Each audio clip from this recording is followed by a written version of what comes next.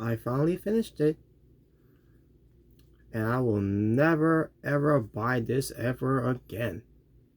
Because this was terrible. You know what was terrible? Dinner's terrible. Susan's terrible. Eddie Edwards, the way he's all dressed up and looking like and acting is terrible. The booking of Dion Purrazzo is terrible. And still, pertains to Twitch TV on Impact Wrestling, still with the greatest moments, greatest promos, greatest matches, over and over and over and over and over and over again. What's going on, YouTube universe? Well, actually, I haven't said that since 2016, to be honest with you.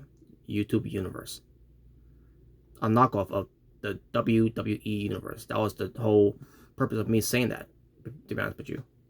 But YouTubers, ladies and gentlemen, is the Natural Born Thriller, and welcome everyone to Impact Wrestling Review, the show from May 13th, 2021 in Nashville, Tennessee, in Skyway Studios with Matt Striker and D'Lo Brown as your commentators. This was the Go Home Show edition for Impact Under Siege. That's gonna be on Impact Plus, and it was on Impact Plus, and I did watch it, but that's not what this review is gonna be about. It's gonna be about what was gonna lead to as Siege, Under Siege, I meant to say, as I go through all this. So let's not waste any more time. Let's get right into it.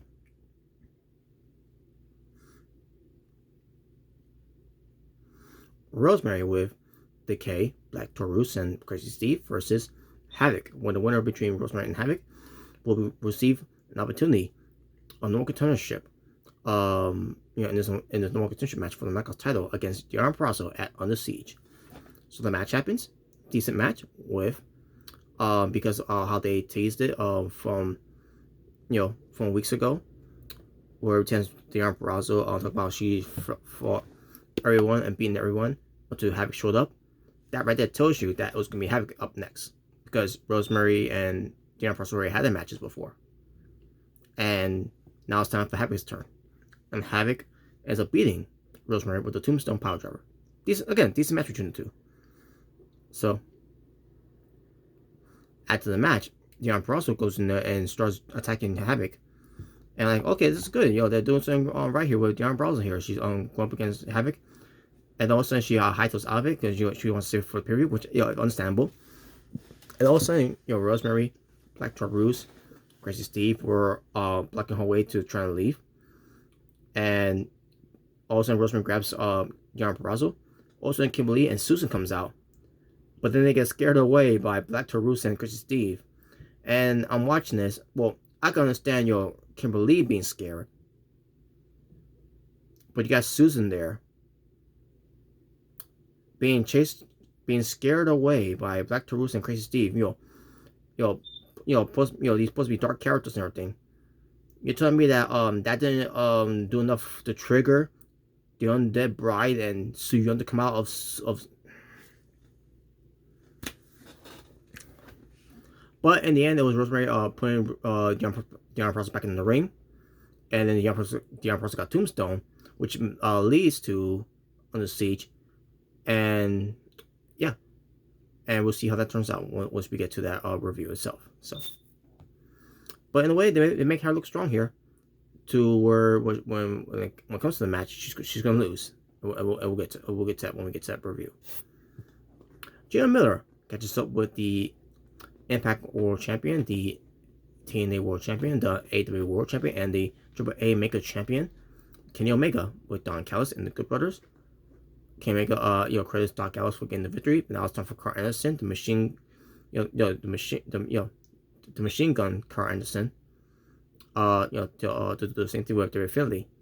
And Carl Anderson cut a good promo, and we're to him going up against David Finlay, and yeah, we'll get that match.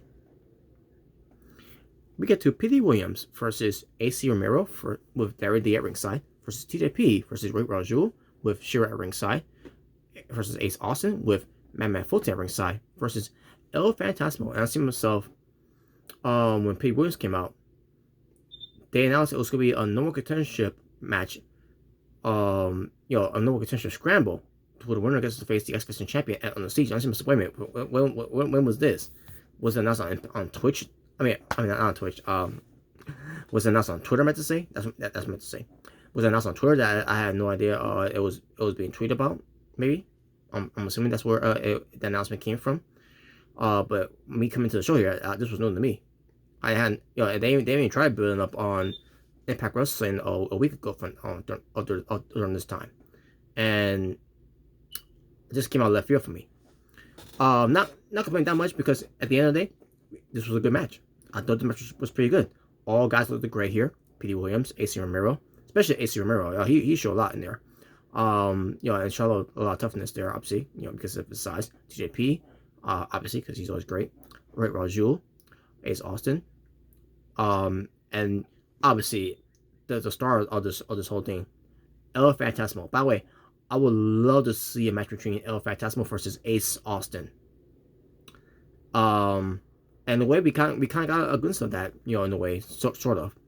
But I'd love to see that type of match between Ace Austin versus El Phantasmo. Yes, they're heels and everything, but when it pertains to this, I will tolerate this with this whole thing.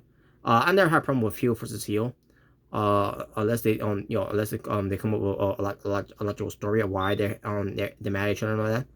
And same thing with babyfaces too. You can make it where it tends to babyfaces are friendly competition, or it tends to heels. You're gonna out heal each other and all that. Like they do with Jericho and MJF at one point. So that'll be something that I would love to see, and it'll be entertaining. Will they do it? I don't know, because we still haven't gotten that fair shake of 1-1 match between Ace Austin versus Rich Swann during that time with the exhibition situation. Even though they teased it, but they never did it. They never did it. They never pulled the trigger. I can never understand why they never did it.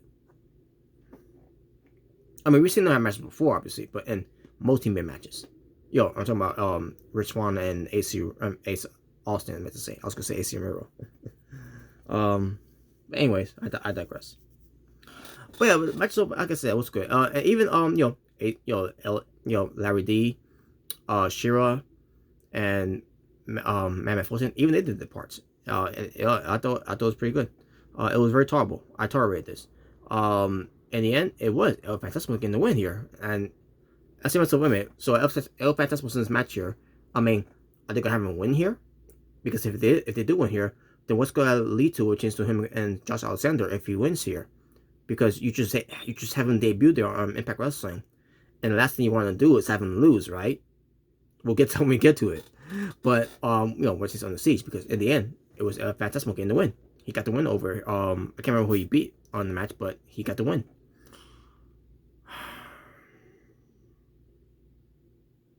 Yeah, I can't remember if he beat Petey Williams or not, but the point is, El Phantasmo got the win. So he gets to be number contender against Josh Alexander, a Canadian versus another Canadian, excuse me. I'm sorry I'm tired, by the way. I'm tired.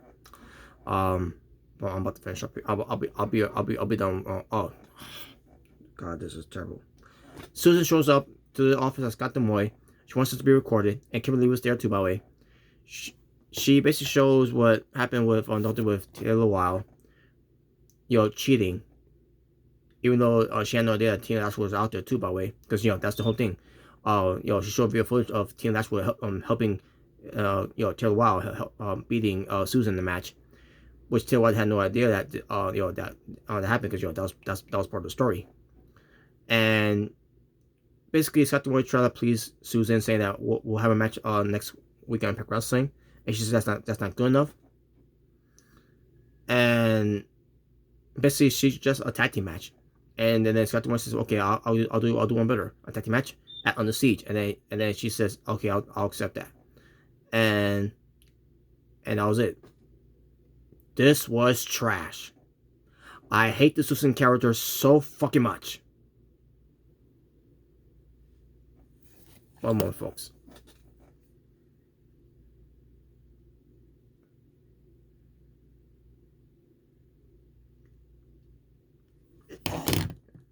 Next, Eric Young announces that Vampire Design has a new plan, one that will be more violent than ever. And we can't wait to see how that turns out. During this whole thing with Eric Young Cohen's promo, I was only paying attention to Eric Young, Rhino, and Joe Doring. Every time they try to cut to to show Diener, I looked away because I cannot take him seriously. To me, Diener is the weak point, the weakest link in that faction.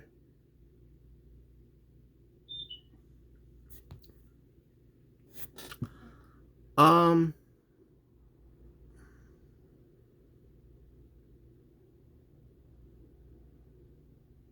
right, folks. So I'm trying to read something here that totally makes no sense right there.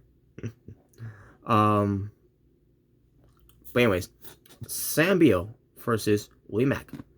Match itself, it was decent, with Willie Mack winning because he's getting momentum. We're to go up against W. Morrisley at Under Siege. Speaking of W. Morrisley, he comes out and lays out Willie Mack with a big boot, and also lays out Sam Beal, or I think he tossed him out, or whatever. In the end, it was building more heat between both Willie Mack and W. Morrisley for Under Siege. Excuse me. Jim Miller is interviewing Eddie Edwards, and also you have introduced the Impact World Tag Team Champions and Juice Robertson and David Finlay. Those were the only two that I was tolerating in this whole segment. I cannot tolerate Eddie Edwards. So,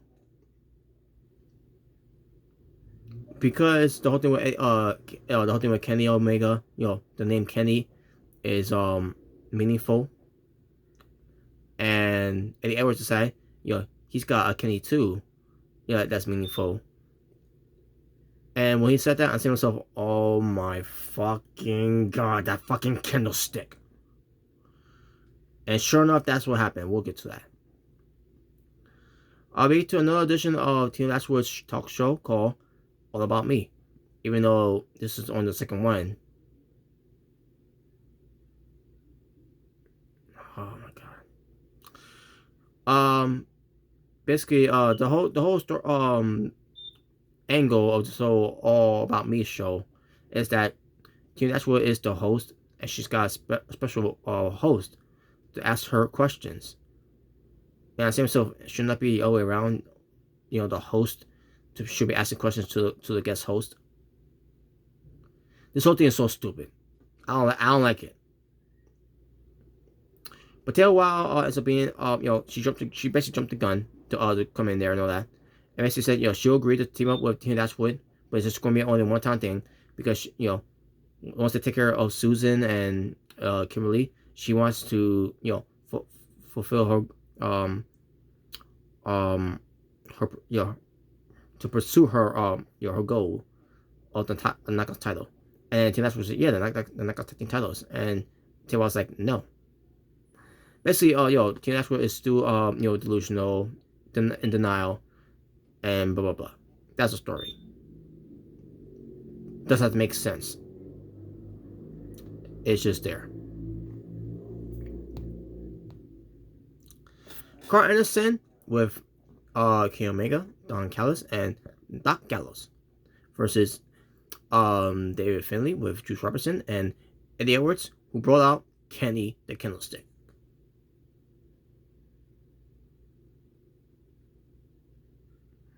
Shoot me now. Excuse me. Sorry about that, folks. I couldn't find my bang gun so I could shoot myself with it because of that bullshit. All it's missing is Josh Matthews back on commentary to call out Kenny the Candlestick to tell us that Kenny the Candlestick's got his own Twitter account. Boy, do I miss those days.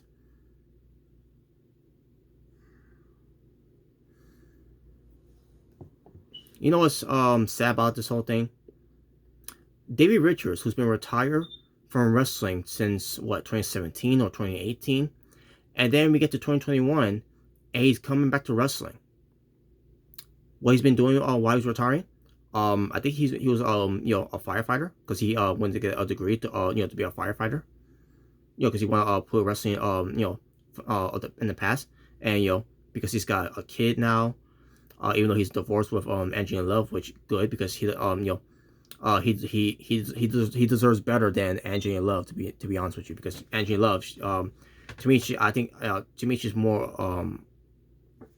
of a, you know what I mean, you know where I'm going with that, tramp. Anyways, but it's sad to see that Eddie Edwards is looking like that, the way he is right now. Meanwhile, you got David Richards coming back to wrestling, and what he's about being the American Wolf. Wolf Nation. And congratulations to him, by the way, to come back to pro wrestling. And #1 draft pick to Major League Wrestling. Well deserved. And I like that he's sticking to what he was when he was before. Unlike Eddie Edwards, who looks like a fucking bum, who look like he's fucking garbage now. Too busy worrying about Kenny, the kennel stick.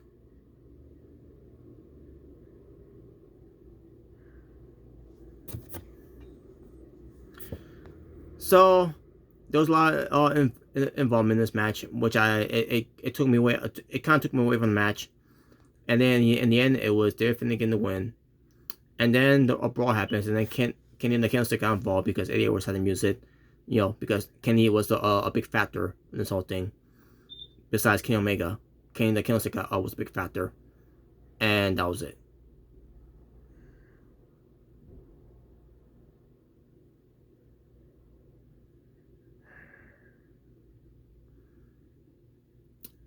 I feel like falling asleep right now, folks. I just feel like falling asleep right now.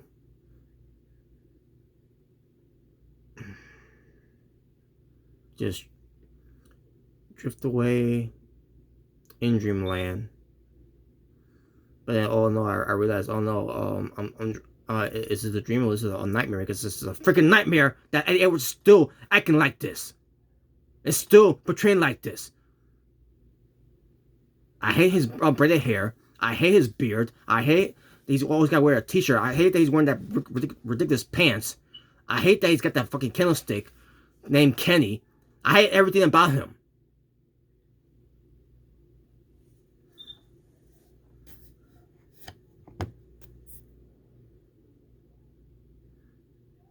And this person, a year ago, almost a year ago, on Twitter, I'm assuming it was Twitter. It had to be Twitter, because why not? What else could it be? And this person, the point is, this person had the nerve to say that, oh, I found that the old Eddie Edwards character boring, anyways.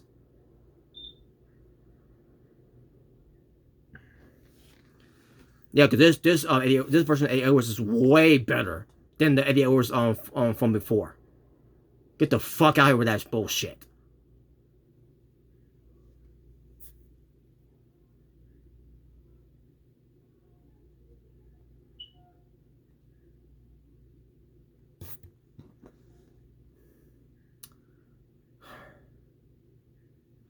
Chris Sabin sends a strong message to Moose after what he did to James Storm, and no what to say. Moving on. I mean, it was a good promo though from Chris Sabin. And here's another guy, and Chris Sabin. AEC's the same old Chris Sabin, who doesn't need to change anything about him. He's fine the way he is, unlike Eddie Edwards. Garbage.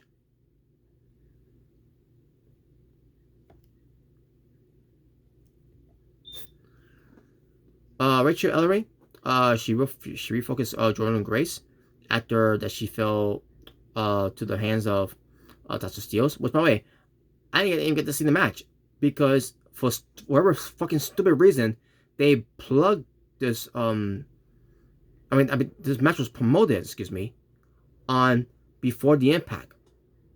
Why the fuck would you do that? I thought the whole point of the whole thing where Chelsea Steels was challenging Jordan Grace to a match was going to happen on Impact Wrestling, not Before the Impact.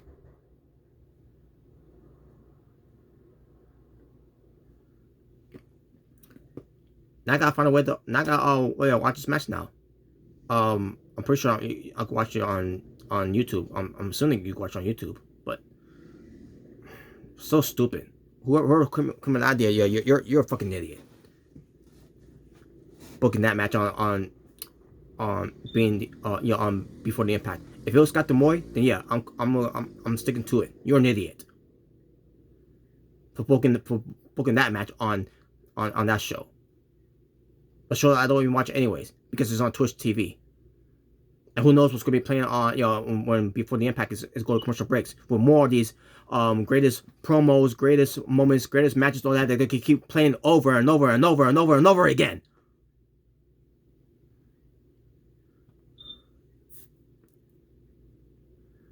I think I'm getting sick and tired of Impact Wrestling, folks. I'm getting so sick and fucking tired of Impact Wrestling.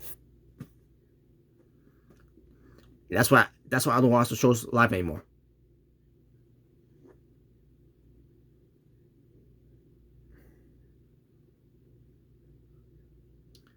But anyways, Jordan Grace was the whole point of this whole thing was Jordan Grace losing to Tasha Steelz was that she's not feeling like her old self now. But Rachel Ellering is trying to let her know that you're still yourself. Know that, and you don't let that win. Don't let the loss get to you and all that. I think at the end of the day, you're Jordan Grace, know that, and blah blah blah. And everything. So that's good. And that's the final build-up for the match as Under Siege, which we'll get to that when we get to it. Excuse me. Brian Myers versus Christian Steve with Decay, Rosemary, and Black Taurus at ringside. Match itself was decent. I really didn't care about this match at all, period, folks. Nothing against Brian Myers, nothing against Christian Steve. This program, it's not doing it for me. Brian Myers wins though. And I tell her what happened. Oh yeah. When Brian Myers went out the ring, Black Taurus was there, along with Rosemary. Brian Myers falls down. And then Brian Myers, accuses, Black Taurus knocking him down, which led Black Taurus to get kicked out. I can't remember Rosemary was kicked out too, but I remember Black Taurus being kicked out. Oh yeah, that's right. Rosemary still stuck around because Black Taurus, because he touched Brian Myers. So I thought that was entertaining there. The way it was done. So yeah, Brian Myers won the match. I think he cheated to win. Yeah, he did. He cheated to win. Because of course he did. And then as he's celebrating, also I love how they do this shot. Black Taurus rising up out of nowhere behind Brian Myers and then takes him out. And that was it. And it's gonna lead to a match at on the Siege, by the way. That's the heat behind that whole thing is Black Taurus versus Brian Myers at on the Siege. And we'll get to it when we get to it. On the next review of it though. Don Callis playing more mind games to Moose. Returns to injuring James Storm. Also Scott Demoy gives him an ultimatum because he see what he's doing and all that. And he's either Ken Omega's family or you're an Impact executive. So yeah, there you go. And now for the main event. For the final build-up, final heat leading up for Under Siege. For these 6 men to be in a 6-way number contention match against whoever may be to face Ken Omega for the Impact/TNA World Championship title. Moose, Chris Bay, and Sami Callihan teaming up against Matt Cardona, Trey Miguel, and Chris Sabin. So match happens while you have the Good Brothers and Don Callis watching backstage, and match itself was pretty good. In the end, it was Moose, Chris Bay, and Sami Callihan getting the win. With Sami Callihan getting the win over on Chris Sabin. And the show ends with Don Callis, was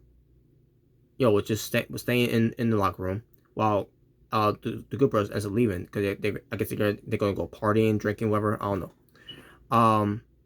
So Don Callis was sitting there thinking about something. And like, what was he thinking?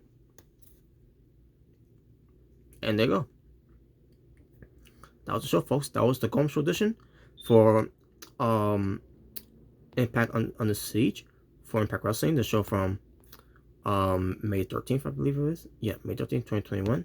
And yeah, there you go.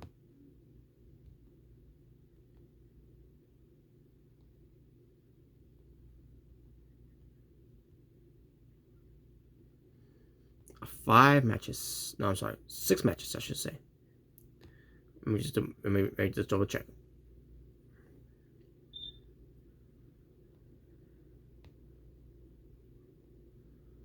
All right, let me triple check now. Cause yeah, keep in mind, folks, I'm still a little tired. I wanna mistaken that I'm kind of wrong. Okay, 6 matches. That's the my version for the show from May 13th, 2021. Of this show, going to edition of it for on the Seige 2021. I'm gonna give it. It was a good show too, probably. So, despite my rant and all that, but I'll go 7 out of 10 as well. But basically, it was even Steven in a way from last time and then for this one. So, and there you go, folks. Next time you see me do a review for Impact Wrestling, I'll be wearing something different. So, with that being said, thank you for watching. For It's Natural Born Driller, saying peace on the streets. Take care.